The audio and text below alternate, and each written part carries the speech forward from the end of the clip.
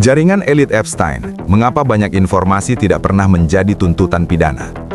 Selamat datang di Ruang Fakta Publik. Di video ini, kita membedakan dua hal yang sering tercampur, jaringan sosial dan jaringan kejahatan. Kita juga akan membahas mengapa banyak informasi yang beredar tidak cukup kuat untuk menjadi dasar tuntutan pidana. Disinilah batas antara kecurigaan publik dan pembuktian hukum menjadi jelas. Cara dunia melihat kejahatan elit. Sebelum kasus Epstein mencuat secara global, kejahatan sering diasosiasikan dengan lingkungan marginal. Namun setelah kasus ini, cara dunia melihat kejahatan elit mulai berubah. Reputasi tinggi, akses sosial luas, dan lingkungan tertutup ternyata justru bisa menjadi pelindung yang sangat kuat.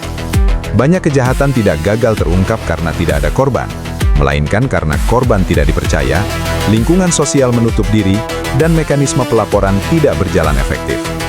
Kasus Epstein menjadi simbol bahwa kejahatan bisa tumbuh di ruang yang tampak paling terhormat. Apakah Epstein bekerja sendiri? Pertanyaan berikutnya adalah, apakah Epstein bekerja sendiri? Dalam konteks hukum, pertanyaan ini harus dijawab dengan sangat hati-hati. Yang dapat dipastikan adalah Epstein tidak hidup dan beroperasi dalam ruang kosong. Ia memiliki relasi sosial, ia memiliki staf, ia memiliki lingkungan pergaulan. Namun penting membedakan dua hal yang sering tercampur, jaringan sosial dan jaringan kejahatan. Memiliki banyak relasi, menghadiri acara yang sama, atau berada di lokasi yang sama tidak otomatis berarti terlibat dalam kejahatan. Dalam hukum pidana, jaringan kejahatan hanya dapat dibuktikan jika ada pembagian peran, koordinasi perbuatan, dan keterkaitan langsung dengan tindak pidana. Tanpa unsur tersebut, relasi sosial tidak dapat dikonstruksikan sebagai jaringan kriminal. Mengapa banyak bukti tidak bisa dipakai? Banyak informasi tentang kasus ini terlihat sangat kuat secara moral. Namun hukum pidana bekerja dengan standar pembuktian yang jauh lebih ketat. Sebuah informasi hanya dapat dijadikan alat bukti jika diperoleh secara sah, dapat diverifikasi, dan memiliki keterkaitan langsung dengan perbuatan pidana tertentu. Banyak data dalam kasus Epstein hanya menunjukkan hubungan, kehadiran, atau komunikasi. Hal-hal tersebut penting sebagai konteks, tetapi belum cukup untuk membuktikan siapa melakukan apa, kapan perbuatan dilakukan, dan bagaimana perannya. Inilah alasan utama mengapa bukti yang terasa kuat di ruang publik seringkali tidak cukup di ruang sidang. Mengapa tidak semua informasi dibuka ke publik? Tidak semua informasi dalam sebuah perkara dapat dibuka ke publik. Ada beberapa batasan hukum yang sangat penting. Yang pertama adalah perlindungan korban.